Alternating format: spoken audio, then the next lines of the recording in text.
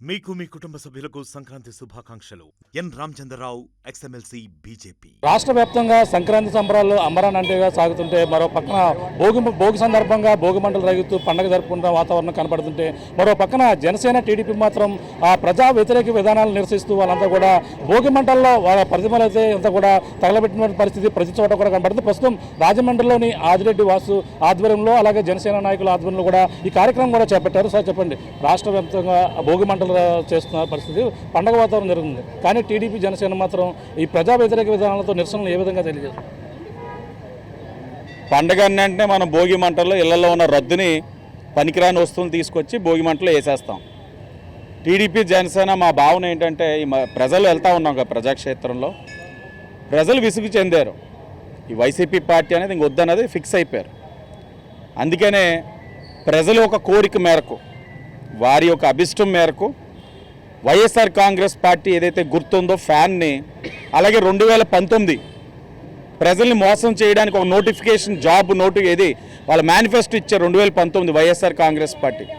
Job క్యాలెండర్లని చాలా ఇచ్చేసారు, నోటుకు వచ్చినాయి అన్నీ.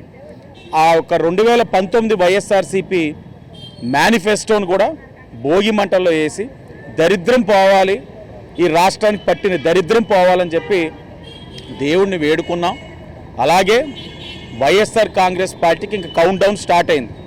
గట్టిగా ఉంటే ఇంకొక 85-90 రోజులు లెక్కెట్టుకోవచ్చు. వాళ్ళు కౌంట్ డౌన్ స్టార్ట్ అయింది, ఇంకా లెక్కెట్టుకోవచ్చు. టీడీపీ జనసేన కంపల్సరీగా వైఎస్ఆర్ కాంగ్రెస్ పార్టీ అభ్యర్థులు ఎక్కడైతే పోటీ చేస్తున్నారో తొక్కుకుంటూ పోతాం. అది డౌట్గా వైసీపీ సీట్లు మార్పు చేర్పు జరుగుతుంది. అందులో మా రాజమండ్రి నుంచి కూడా ఎంపీ నుంచి ఎమ్మెల్యే కూడా దిగబోతున్నారు. దీని మార్పులు ఏ విధంగా ఉండబోతాయి? 30,000తో పోయినాడు ఇక్కడ ఎమ్మెల్యేగా వస్తే ఏంటి, కార్పొరేటర్గా వెళ్తే ఏంటి? ఆ అబ్బాయి ఎంపీ కింద ఎప్పుడు ఫీలింగ్ లేదు, ఒక కార్పొరేటర్గానే ప్రవర్తిస్తున్నాడు. రోడ్ వేసాను, పార్క్ వేసాను, మాకు 3 సార్లు కౌన్సిల్ ఉంది కాబట్టి మాకు కార్పొరేటర్స్ ఆలోచన ఎలా ఉంటుందో మాకు తెలుసు. అంటే వాళ్ళ ఆలోచన ఎలా ఉంటుంది, ఆ వార్డులో రోడ్ వేసామా, ఒక పార్క్ డెవలప్ చేసామా అన్నది కార్పొరేటర్గా వాళ్ళ ఆలోచన. వాళ్ళ పరిధి అదే. ఈ అబ్బాయి పరిధి అలాగే ఉంది.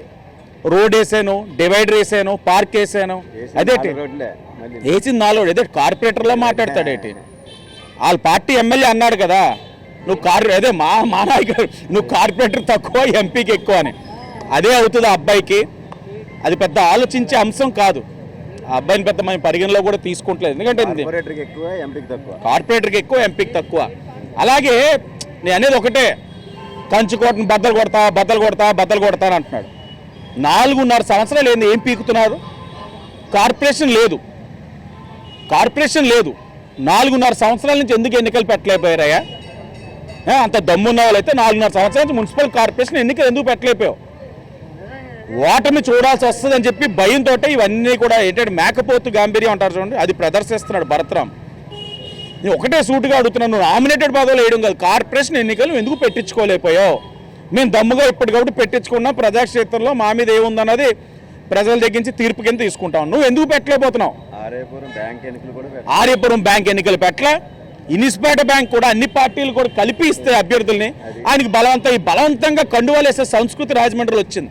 మన ఆజాద్ చౌక్లో ముస్లిమ్స్ వాళ్ళందరూ టీడీపీ వాళ్ళు, ఆ యాదవ్ సామాజిక వర్గం నాయకులు వాళ్ళకేసేసే వాళ్ళు వచ్చి మా దగ్గర కామెడీలు చేస్తున్నారు, ఆ పిచ్చ కామెడీలు చేస్తున్నారు మా దగ్గర. మా కండువాలు ఏడిపెట్టండి బాబు, అబ్బాయికి ఆ మాత్రం రాజకీయ పరిజ్ఞానం కూడా లేదని. వారాలుగా చూసుకుంటే వైసీపీ సింగిల్గా రాబోతుంది, జనసేన టీడీపీ కూడా భయపడి సింగిల్గా రాలేకే పొత్తులు వెళ్తున్నారు అంటున్నారు. ఎలా చూడాలి వారంలో ఏపీ రాజకీయాలు చూసుకుంటే?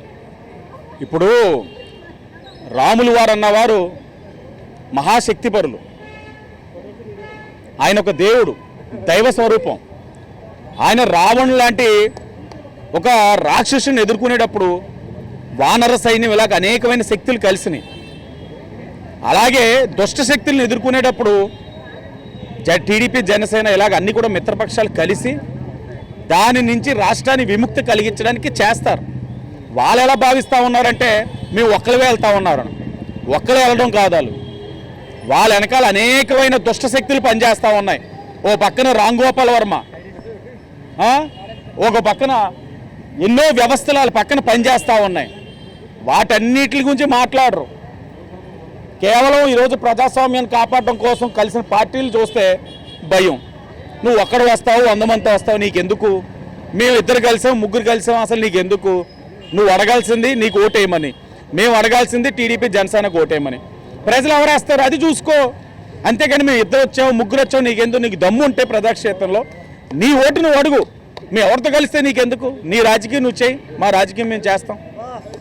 చెప్పండి, ఓ పక్కన విజయవాడలో చంద్రబాబు నాయుడు పవన్ కళ్యాణ్ కూడా ప్రభుత్వ వ్యతిరేక విధానాలకు నిరసన చేస్తున్నారు. రాజమండ్రిలో ఏ కార్యక్రమం తలపెట్టారు? 4.5 సంవత్సరాల నుంచి రాష్ట్రానికి పట్టిన పీడ దరిద్రం ఈరోజు వదిలేయాలని దాంతో వాళ్ళకి సంబంధించిన ప్రభుత్వ వ్యతిరేక జీవోల్ని అలాగే వాళ్ళ సింబల్ అయిన ఫ్యాన్లను కూడా ఈరోజు తెలుగుదేశం జనసేన పార్టీ ఆ మంటల్లో కలపడం జరిగింది. అంటే రాష్ట్ర భవిష్యత్తు బాగుండాలంటే నెక్స్ట్ ఇదే భోగి ఇది సంక్రాంతికి ప్రజలు చాలా ఆనందంగా ఉండాలంటే ఈ పేడ దరిద్రం వదలాలనే ఉద్దేశంతో ఈరోజు ఈ కార్యక్రమం చేయడం జరిగింది. అదే మా అధినాయకులైన పవన్ కళ్యాణ్ గారు శ్రీ చంద్రబాబు నాయుడు గారు కూడా ఇదే కార్యక్రమం మొదలుపెట్టినారు. దానికి స్ఫూర్తిగా ఈరోజు మేము చేయడం జరిగింది. వారాలుగా పొత్తుల విషయంలో చూసుకుంటే ఒక జనసేన కేటాయించి ఉంటే ఒక టీడీపీకి కేటాయిస్తే ఇద్దరు కలిసి వెళ్ళే అవకాశం ఉంటుందా ప్రతి నియోజకవర్గంలో కూడా? ఏంటి మరి రాజమండ్రి ప్రజలు అందరూ చూస్తున్నారు, అందరూ చూస్తున్నాం, మేమంతా కలిసి వెళ్తున్నాం, అందరూ హ్యాపీగా. అక్కడ చంద్రబాబు నాయుడు గారు పవన్ కళ్యాణ్ గారు కలిసి తిరుగుతుంటే ఇంకా మిగతా వాళ్ళు ఎందుకు తిరగారండి? 100% అధినాయకులు ఏది చెప్తే అది చేయడానికి క్యాడర్ సిద్ధంగా ఉంది. జగన్ ప్రభుత్వాన్ని పారదోలడానికి ప్రయత్నంలో ఉన్నాం అందరూను. వాళ్ళు 2024లో ఫ్యాన్ గుర్తు అన్నది కనబడదు.